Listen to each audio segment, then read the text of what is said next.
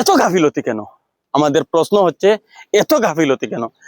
আমি বর্তমান সময়ে অবস্থান করছি রাজঘাট। কালকে এখানে একটি ইনসিডেন্স হয় যেখানে মাত্র 13 বছরের কিশোর হানিফ বিদ্যুৎ পৃষ্ঠ হয়ে বর্তমানে জীবন মৃত্যুর সঙ্গে লড়াই করছে শিলচর মেডিকেল কলেজ হাসপাতালে চিকিৎসাধীন।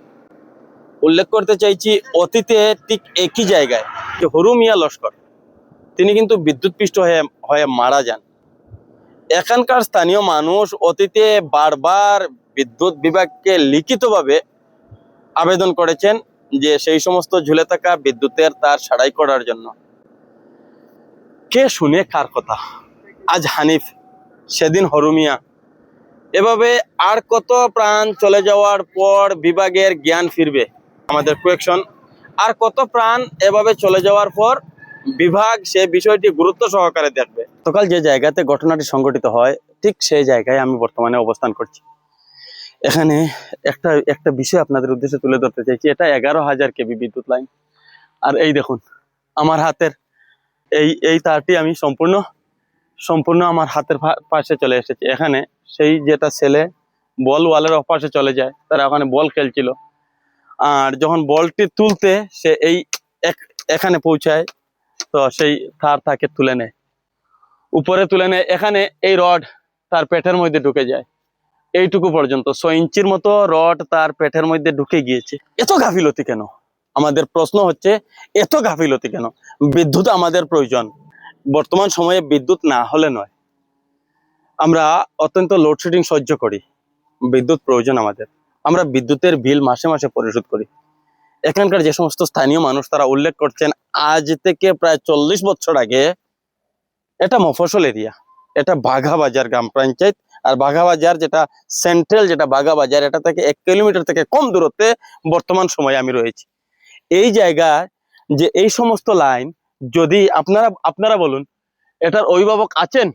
যদি অভিভাবক থাকতেন তাহলে এভাবে এই সমস্ত তার ঝুলে থাকতো না। যে বিষয়টা উল্লেখ করছি, অভিভাবক নেই, বিভাগ শুধু আমাদের খুন চুষতে, রক্ত চুষতে ব্যস্ত রয়েছে। তারা আপনাকে বিভিন্নভাবে হয়রানির শিকার করা হবে। ইতিমধ্যে স্থানীয় অনেকজন দেশের সহিত কথা বলেছেন, আমরা তাদের বক্তব্য আপনাদের উদ্দেশ্যে দিচ্ছি। তার আগে বলতে চাইছি, এমন গাফিলতি মানুষ কি করে মেনে নেবে? এটা মেনে নেওয়া যায় না। আজ যে ছেলেটি জীবন মৃত্যুর সঙ্গে পাঞ্জা লড়ছে, ঈশ্বর না করুক সে বেঁচে ফিরুক, আমরা কামনা করছি। আপনারাও তার জন্য দোয়া আশীর্বাদ করবেন। এই বিষয়টি উপযুক্ত তদন্ত করে বিভাগ এখানে 100% দায়ী। এই সমস্ত বিষয় গ্রামের মানুষের নয়।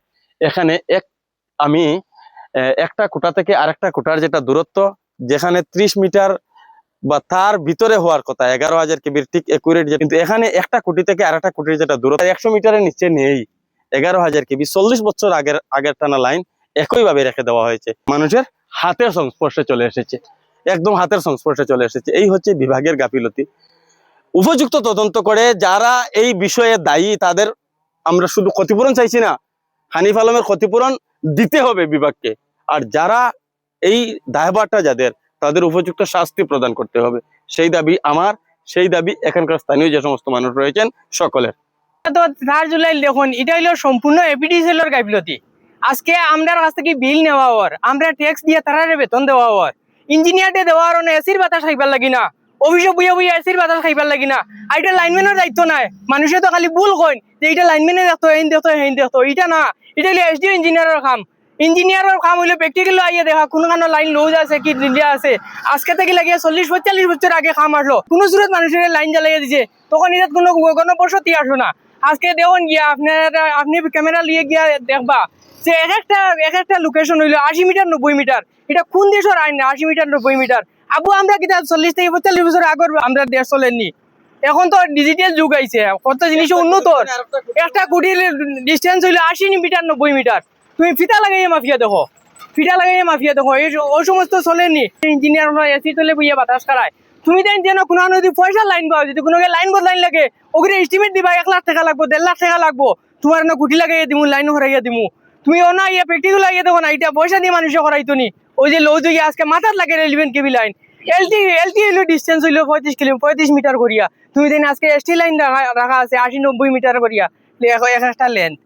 ওলা ওলা ওলা চলে নি আমরা একটা মানুষের তো পয়সা কম দেয় আজকে ডিজিটাল মিটার লাগাইয়া তুমি দেন 1 ইউনিটের 8 টাকা 9 টাকা করে নেরায় যেটা মানুষের ঘর আগে 150-200 টাকা বিল আইছে আজকে 700-800 টাকা বিল দিতরা ইলা তো বিল জমাইল তাহলে তাহার কোনো লাইনও নাই এখানে এই গাইবিলতিটা এটা সম্পূর্ণ এপিডিসিএল এর এসডি ইঞ্জিনিয়ারের গাইবিলতি তো পুরা দক্ষিণ দলাই এক লাইনম্যানের আন্ডারে আমরা একটা ফিউজ গেলে আমরা 300 টাকা দিয়ে নিয়ে প্রাইভেট লাইনম্যান আনিয়া ফিউজ লাগাই লইতে লাগে আমরা তো মাগনা করাইয়েন না এরপরেও যে তুমি তোমার তা নতো গাইবিলতি আজকে থেকে কয়েক বছর আগে একজন বৃদ্ধ মানুষ মারা গেল কারেন্ট লাগিয়া আজকে থেকে লাগাইয়া 2 মাস আগে একটা গরু মারা গেল আজকে একটা বাচ্চা বাসকটা মানে এত দুঃখ লাগে আজকে আমরা ভবিষ্যৎ আমরা বাচ্চাটা মারা যার এটা তো হায়াতের জুড়ে বাঁচিছে বাদ বাকিও এটা কইতে পারি না আল্লাহ তারে কতটুকু সুস্থ রাখবো আটটাও তো হয়তো খাটা লাগতে পারে এত গাইবিলতি এত নিন্দা জানাই এই যে আমরা টাকা দিয়ে তুমি দিন বেতন খারাই অফিসে ফুটি বেতন লড়াই তুমি দেন তুমি প্র্যাকটিক্যাল হও না তোমার আনা যায় না এসটিওর গেলে ইঞ্জিনিয়ার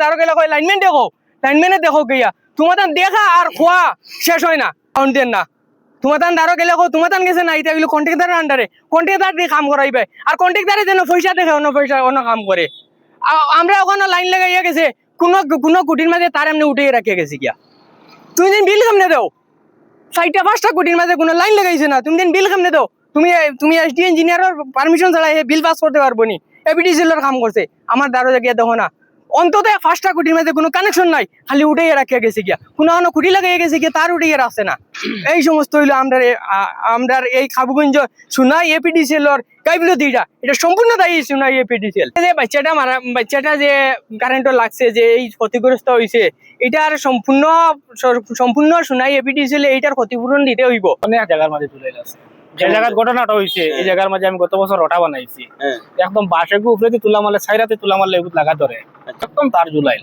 প্রায় সময় না তো গাওয়ালি এরিয়া আর কি আরো কোটি কোটি হরুতা সবসময় খেলাধুলা করেন এরকম হইতে পারে আরো না বুঝ মাধ্যমে আজকে দেখো পরিস্থিতি দেখো এখানে কতক্ষণ লাইন জ্বলে আছে এখানে এখানে কতটুকু লাইন জ্বলে আছে একটা দেখো লাইনে কারেন্টের কুটিটা তোমার ফড়ি যান নিচে তুমি দেখতে পারবা ভিডিও একটু জুম করলে দেখতে পারবা এখানে এরকম পরিস্থিতি এই আমাদের বাগা অঞ্চলের প্রচুর আছে সরকারের কাছে আমরা অনুরোধ যে ও লাইনগুলো আমরা উঠে দাও মানুষের মধ্যে ক্ষোভ আমরা এখানে প্রত্যক্ষ করেছি মানুষের মনের মধ্যে কতটুকু ক্ষোভ রয়েছে এখানে যে ছেলেটি আজ হতদরিদ্র একটি পরিবারের ছেলে আজ জীবন মৃত্যুর সঙ্গে পাঞ্জা লড়ছে সে কিন্তু অত্যন্ত হতদরিদ্র পরিবারের একটি সন্তান যেখানে তার বাবা যদিও রাজনীতি করেন ভারতীয় জনতা পার্টির বুথ সভাপতি তিনি আজ তার বাচ্চা এই অবস্থাতে মানুষ যেটা দাবি করছেন সেটা হচ্ছে উপযুক্ত তদন্ত ধলাই সমজেলা আয়ুক্ত সহ ধলাই পুলিশ প্রশাসন এবং বিভাগ যদি বিভাগের গাফিলতি থেকে থাকে তাহলে সেটার উপযুক্ত তদন্ত করে